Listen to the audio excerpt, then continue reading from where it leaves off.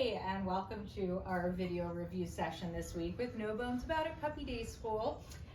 So the concepts that we've been working on again are different variables of a place cue and starting to teach down from a distance.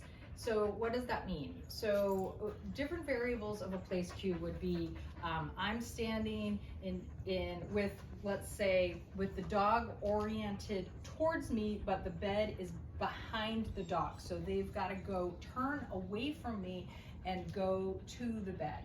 So that's really hard. A dog generally does not want to look away or walk away from me in the opposite direction. So that would be one variable.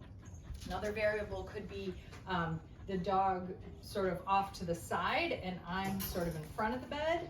And then another variable would be me, so the bed is between myself and the dog. This is generally kind of the easiest because down.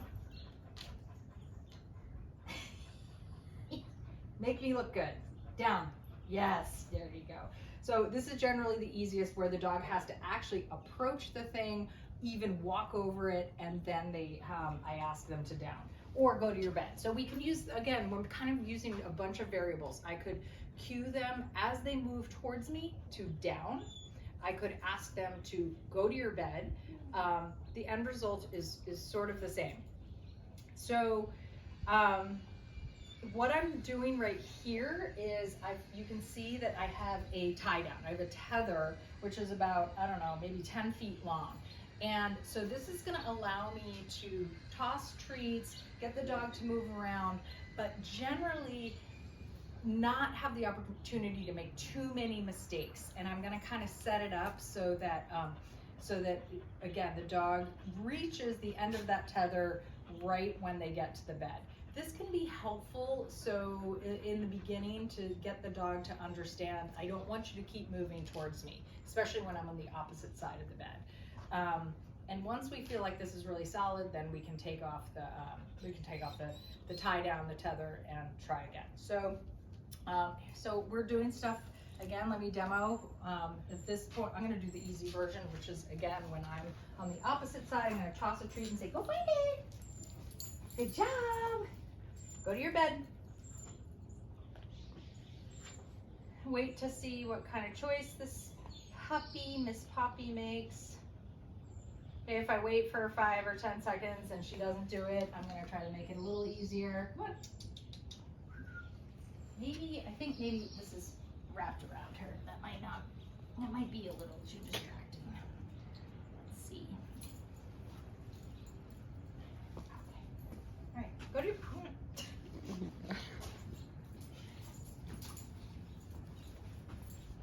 Poppy, go to your bed. Good, yes. So you can see how that tether kind of prevented her from moving anywhere other than getting right on the bed. I have a feeling she would have kept coming all the way towards me if we didn't have that on. Ready? Ready? Go find it. Good girl. Go to your bed.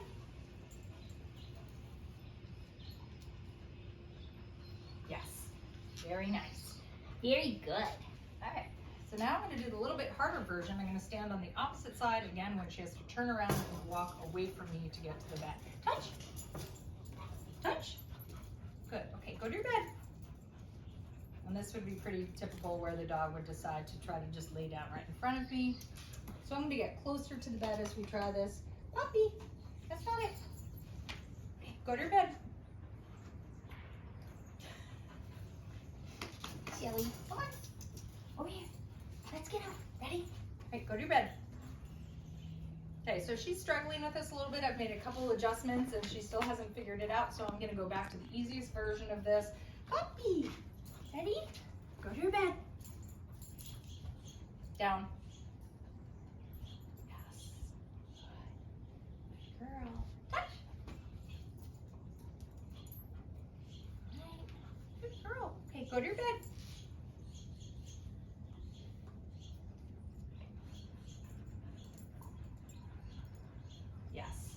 So 2 ways that I made this easier was, the first was that I actually lured her right to the bed put the treat down. The second, excuse me, the second was that I actually, when I cued her to go to your bed, the second time we practiced, I actually walked right over here.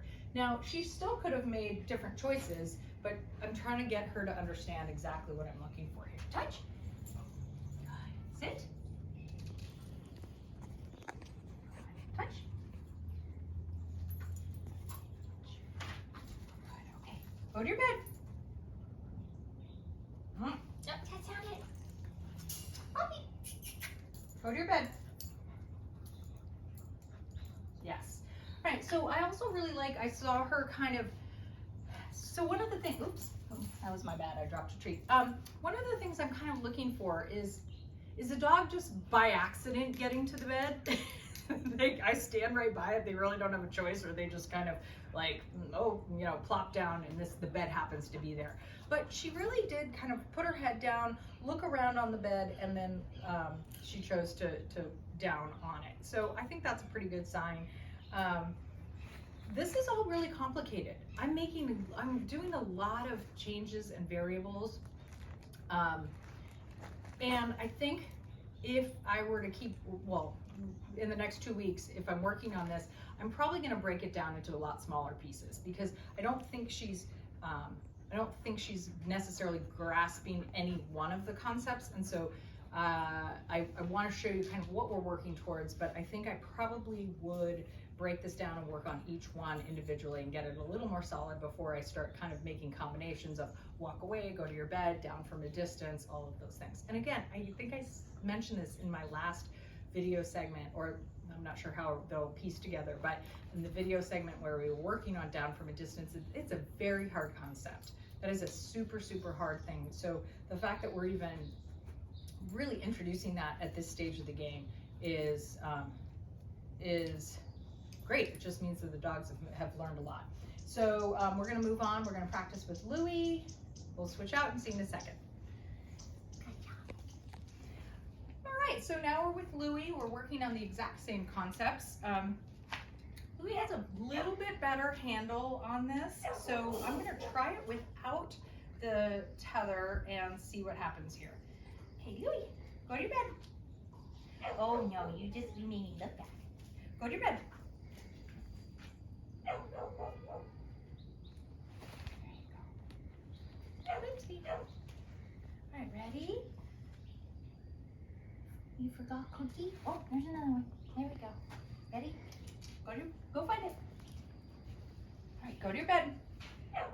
Remember, that was the easier version, but he did great. Easier version is when the dog actually has to cross over the place where I want them to lie down. Go find it.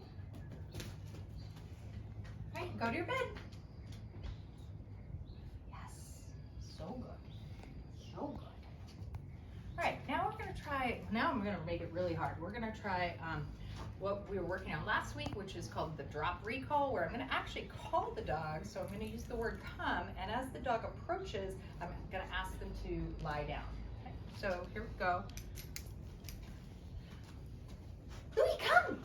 Down. That was fantastic. Again, that is really hard, because what I've conditioned this dog to do in the recall when I use the word come is really gain speed and enthusiasm, come all the way in towards me. And then now what I'm doing is I'm having the dog halt right in the middle of that and have to hit the deck. And so again, I'm pretty close to this mat when I'm asking the dog to lie down, but eventually that dog could be far, far away, and I could say down, they're anywhere out and about, and they're gonna hit the deck. I mentioned, I think in the other set of videos, that we're gonna eventually be adding hand signals. We'll do that in the next 2 weeks. That's gonna be on our agenda. Okay, go find it. Let's try that again. That was almost an endo, a doggy endo version. You just did a handstand. Just on a mountain bike where you go over your front wheel. I gotta collect myself after that. That was so funny. You literally just did a full handstand. Literally, that was wild. Okay, but all right, here we go. All right, let's focus now. Ready? I gotta focus. Louie, come down. Good job. That was excellent. Okay, good remember when I play in these games, I'm using two. It's like, when I play in these games, I've got two different value treats. I have kibble, which is the one that I'm tossing for the Go Find It game. And then I have the more high value treat that I'm using for the harder skill that we're introducing. Always want to kind of keep that in mind. Because if we're tossing away the things that are really good, then that becomes equally or better, or equally or more exciting than actually completing the behavior that I'm looking for. Hi, I know I love that attention. I love it. Okay, ready? Go find it. Okay, go to your bed. Go to your bed. That's it. Remember, this is a hard version. Go to your bed. Yes. That's it. Nice. Good job. Good job. I also want to point out, okay, release you for a second. So I also want to point out that, I need to be really aware of kind of how my dog is feeling. And you're going to say, how do I know how my dog is feeling? I just mean what level of stress am I introducing? And inherently learning is elevated stress levels. It is for humans, it is for dogs. That is very nice. You decided to try something because I wasn't giving you cookies. That was nice. I'm going to give you that. And so what I watch for in the dogs is how much sort of signs of stress. How much are they doing kind of slow panting? Are they doing a lot of licking their lips? Those are all signs of stress. And when a dog is having a hard time figuring something out, a lot of times those behaviors will increase. And then what that eventually leads to is a dog kind of giving up and not really wanting to continue with the training, or it shortens our training session. So if I see a lot of that, I want to go back and practice some really easy, fun stuff where the dog getting rewarded is like a no-brainer. Think about it like if you were teaching mathematics to a young kid. It's like if we kept making things harder and harder, and we did addition that was single digits, and then we went to triple digits, and all of a sudden it was so hard. Go back and do the easy stuff for a while. It makes it a little bit more fun and relaxing. So keep that in mind when you're practicing.